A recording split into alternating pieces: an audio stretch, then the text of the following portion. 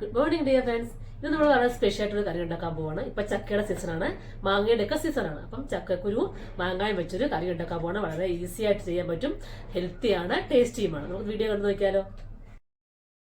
കഴുകി വൃത്തിയാക്കി ഇങ്ങനെ കട്ട് ചെയ്ത് ക്രോസ് കട്ട് ചെയ്ത ചക്കക്കുരു ഒരു 20 ചക്കക്കുരു എടുത്ത് കട്ട് ചെയ്ത് വെച്ചിട്ടുണ്ട്. നമുക്ക് കുക്കറിലേക്ക് ഇട്ട് കൊടുക്കാം. ചക്കക്കുരു മാങ്ങാക്കറിയാണ് നമ്മൾ ഉണ്ടാക്കാൻ പോകുന്നത്. അപ്പോൾ നമ്മളത് ഇട്ട് കൊടുത്തു. ഇനി നമുക്ക് ഇതിലേക്ക് ഇട്ട് കൊടുക്കാനുള്ളത് അത്യാവശ്യം പുളിയുള്ള, വലിയ പുളിയില്ലാത്ത ഒരു പൂള് മാങ്ങ കട്ട് ചെയ്ത് വെച്ചിട്ടുണ്ട്. അത് നമ്മൾ ഇതിലേക്ക് കുക്കറിലേക്ക് ഇട്ട് കൊടുക്കുക. മാങ്ങയുടെ പുളി നോക്കിയിട്ട് വേണം ഇട്ട് കൊടുക്കാനായിട്ട്. ഇട്ട് കൊടുത്തു. പിന്നെ ഒരു തണ്ട് കറിവേപ്പില ഇട്ട് കൊടുത്തു. നമുക്കിത് പാകത്തിന് വെള്ളം ഒഴിച്ചു കൊടുക്കുക.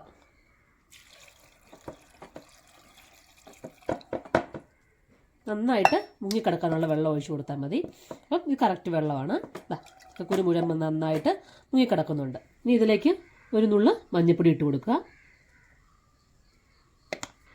ഒരു നുള്ള് മുളക് പൊടി ഇട്ട് കൊടുക്കുക. നമ്മൾ പച്ചമുളക് അരയ്ക്കുന്നുണ്ട്, അതുകൊണ്ടാണ് ഞാൻ ഒരു നുള്ള് മുളക് പൊടി ഇട്ട് കൊടുക്കുന്നത്. ആവശ്യത്തിന് ഉപ്പും ഇട്ട് കൊടുക്കുക.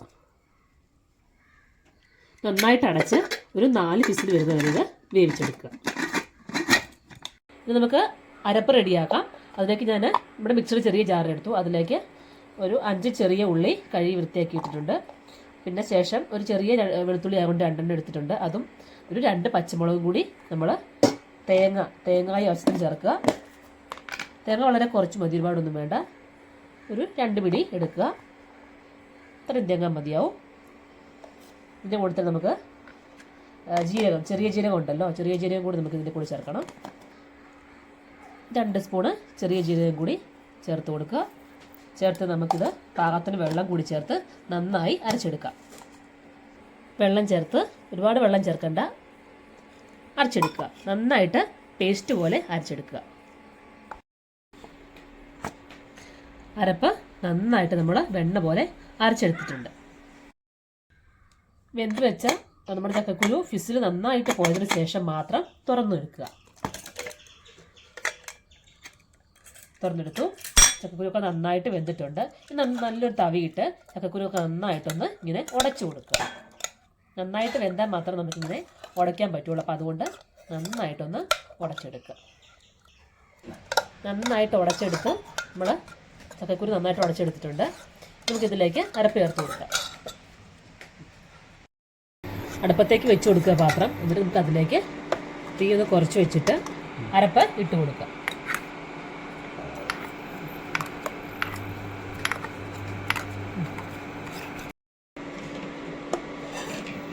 അരപ്പിട്ട് കൊടുത്ത ശേഷം നന്നായിട്ട് ഇളക്കി കൊടുക്കുക. എന്നിട്ട് നമ്മൾ മിക്സിയുടെ ജാറിൽ അരച്ച ജാറിലേക്ക് തന്നെ കുറച്ച് വെള്ളം നന്നായിട്ട് എടുത്തിട്ട് ഈ കറിയിലേക്ക് ഒഴിച്ചു കൊടുക്കുക. കാരണം ഇത് തണുത്ത് കഴിഞ്ഞാൽ പെട്ടെന്ന് കുറുകിപ്പോവും. അപ്പം നന്നായിട്ട് ഇച്ചിരി ചാറായിട്ടിരിക്കണം, അല്ലെങ്കിൽ പെട്ടെന്ന് കുറുകും. അപ്പോൾ നന്നായിട്ട് ഇച്ചിരി വെള്ളം കൂടി ചേർത്ത് കൊടുക്കുക. എന്നിട്ട് ഇതൊന്ന് ചൂടാവണം, അരപ്പൊക്കെ ഒന്ന് ചൂടാവണം. ഇതിലേക്ക് നമുക്ക് ഇത്ര ഉലുവാപ്പൊടി കൂടി ചേർത്ത് കൊടുക്കാം. ഒരു നുള്ള ഉലുവാപ്പൊടി ഇട്ട് കൊടുക്കുക. ഒരുപാടൊന്നും വേണ്ട, കുറച്ച് മാത്രം ഇട്ട് കൊടുത്താൽ മതി. നന്നായിട്ടൊന്ന് ഇളക്കി വെച്ചിരിക്കുക. അപ്പോൾ അരപ്പൊക്കെ ചേർത്തുകൊണ്ട് അരപ്പൊക്കെ നന്നായിട്ടൊന്ന് ചൂടായി വരണം. അപ്പോൾ നമുക്ക് ഉപ്പൊക്കെ ഒന്ന് നോക്കാം. പുളിയൊക്കെ ചേർത്തുകൊണ്ട് ഉപ്പ് കുറവാണെങ്കിലും ചേർത്ത് കൊടുക്കുക. നല്ല കറക്റ്റ് പുളിയൊക്കെ ഉണ്ട്. അപ്പോൾ എനിക്കൊരു ശകലം കൂടി ഉപ്പ് ചേർക്കാം.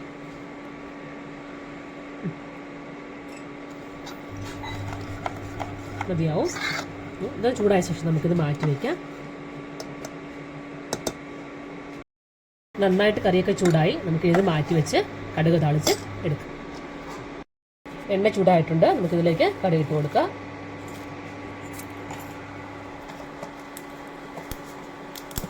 ഒരു കറിവേപ്പില, ഒരു പച്ചമുളക്,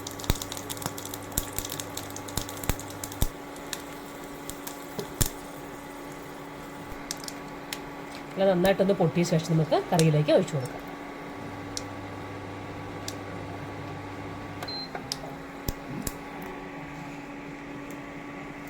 നമ്മുടെ കറിയിലേക്ക് ഇത് ഒഴിച്ചു കൊടുക്കാം. കറിയിലേക്ക് ഒഴിച്ച് കൊടുത്ത ശേഷം നന്നായിട്ട് ഇളക്കി കൊടുക്കാം. അപ്പോൾ ഇത്രയേ ഉള്ളൂ, നമ്മുടെ ചക്കക്കുരു മാങ്ങ കറി ഇവിടെ റെഡി ആയിട്ടുണ്ട്. വളരെ പെട്ടെന്ന് റെഡിയാക്കാൻ പറ്റും, വളരെ ടേസ്റ്റാണ്. അപ്പോൾ എല്ലാവരും ചെയ്ത് നോക്കുക.